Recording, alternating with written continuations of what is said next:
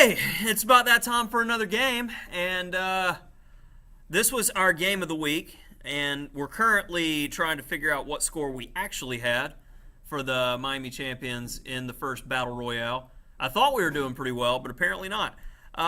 So let's look at our boy Iturrizaga, who's currently almost got a 2,700 performance in the Pro League due to just him being such a wicked boss. And part of that was handing our current US champion Sam Shankland his butt in this extremely tactical Slav. And I haven't analyzed it yet, so you're going to see some analysis on the fly, because why not? And let's first start by saying that Iturrizaga is well known for using this move order. Probably one of the highest rated players in the world who does this at this point. He doesn't mind going into systems where black plays d4, but Shankland was probably prepared for Iturzaga's main stuff that he likes to do, which he'll play like e3, and it looks like a normal Slav, but white holds back on d4, with the intent that at this moment, if e5 is played, you can take on d5 and go knight b5, or if castles, Iturzaga's famous for this rook g1 here and going all out. So it's a very interesting position, which Shankland was probably prepared for. But today, Iturrizaga thought for about 20 seconds and then played the main stuff. And this is the Dutch variation of the Slav.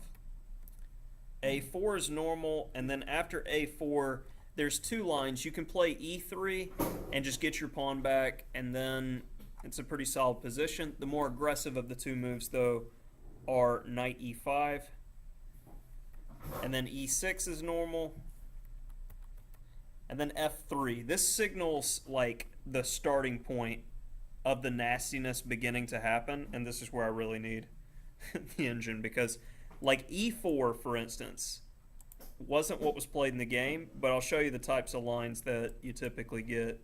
And this has been worked out by top players. According to ChessBase, there's 1,500 games in this position. I just wanted to show you guys that it's just like, it's stupid ridiculous. And then knight takes E4. You can tell you gotta work with the computer to understand exactly what's going on in these positions. And then it's a queen d5 check, king c2, knight a6. And this position is scoring about 65% win for white, but this is not easy to play. And you guys begin to understand more and more why I don't recommend playing the mainline Slav, because this is a suburb in a neighborhood of like 6 different very complicated tactical variations that end up in positions like this, which are not intuitive and not easy to play unless you've studied them. It's much easier to play this for black in fast time controls, because black's just like playing not to lose and to keep his pawns together. White's got to coordinate pieces, which is always harder. So it's important to understand what to play in blitz and what to play in long games. I would never play this in a long game for white. Well, I mean a blitz game, rather. I would play this. Actually, I probably wouldn't play this position on either side of the board. It's craziness. Straight, just nasty.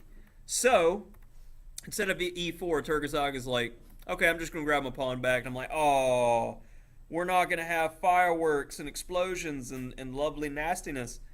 He's just going to play the secondary move. And then castles, and he goes king f2.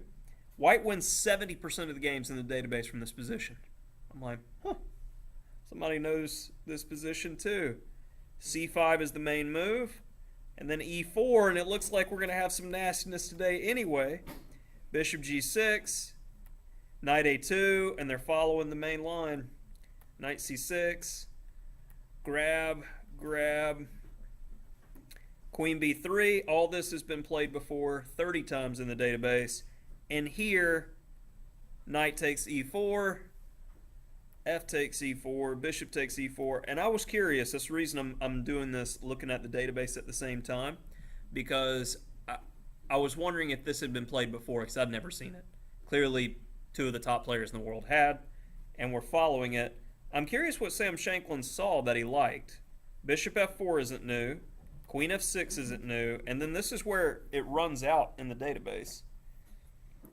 With move 15, is Queen f6 being played 12 times.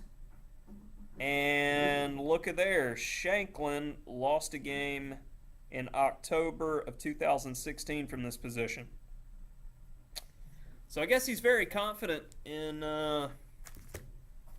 playing bad games, I guess. I don't really know what to say. If you get your butt handed to you by an elite player, and then you play this again and you don't really have an improvement, Queen e3.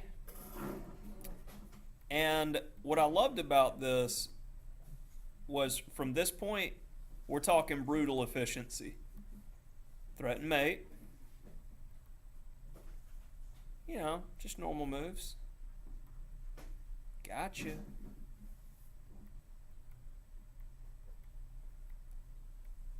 And there it is. And now we have a technically winning endgame. So make sure not to lose. Let's do that first. And I was curious to see Iturzaga's technique because as we've seen when we've looked at other games that I've chosen for Miami Champions Game of the Week, the dude is just like, he's like a razor. He cuts it close, but he's so accurate in end games. It's neat to watch him work. Definitely a star player. And it seems like with the connected pass pawns, black should be all right.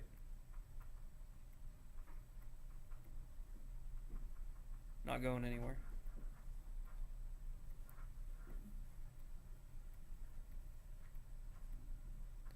Now, here's an interesting point for you guys because I remember Darcy and I were talking during the live broadcast, and we were trying to decide. Darcy found the right plan, but what are the things you need to consider in this type of endgame? Because you've done what's needed to be done on the queen side. You've stopped the pawns from being extremely dangerous by making sure that the bishop is curtailing the advancement of the pawns. So how do we get our breakthrough and win on the king side in the most efficient manner? This isn't just unless you're 100%, because you're not. Think about it, because you will get in games like this, and accuracy is important. And give me a couple reasons why you're choosing the plan that you're choosing, because basically it's pushing the H pawn or pushing the G pawn, or moving the king, moving the bishop's out of the question. So you got only a handful of alternatives, and really moving the king doesn't make sense. So you got H pawn push, G pawn push. What configuration do you want with the pawns? How are you going to slow them down? Should it be considered which pawn, if you're trading pawns, which pawn you should have left? These are the questions you need to ask in these types of positions to increase your winning chances and decrease your drawing and losing chances. Any ideas? Yep, Nikki? Pushing the H5, so when he takes, you shut the king and then win one of his pawns. And if he decides to push one of his pawns, then you can take with the G pawn. And see, that was my initial reaction too when looking at the game. I thought about H5 because no matter what he does, my king can get in. But at the same time, I may be worried that his king rushes to my remaining pawn. And if I move my bishop to come protect it, he'll start pushing his other pawns. My bishop has to come back. He wins the last pawn. It's going to be a draw. So you do need to prevent that line. Uh-huh. Should you push the G pawn? Yep. To G4? That's what happened. But the main thing to remember here, you don't want to go G4 and then H5. One, because you're securing your pawns on the same color as your bishop. Two, because notice the queening square color. If white only had a rook pawn, if we took that pawn off the board, black could just rush to the corner and it would be a draw. So G5, strong move. And now it's important to do this as fast as possible. So we bring the bishop back, and he's just in time to stop the pawn. Now, for accuracy, best square for the bishop is blockade the pawn, so he's going to have to come around. And now, resignation because nothing doing. So I was very impressed overall. Again, I mean, there's yet to be a time I haven't been impressed by Iturrizaga. He's a machine. Just clean play. Every time he plays, he's good. So hopefully you enjoyed that dirty Slav. There's plenty of them.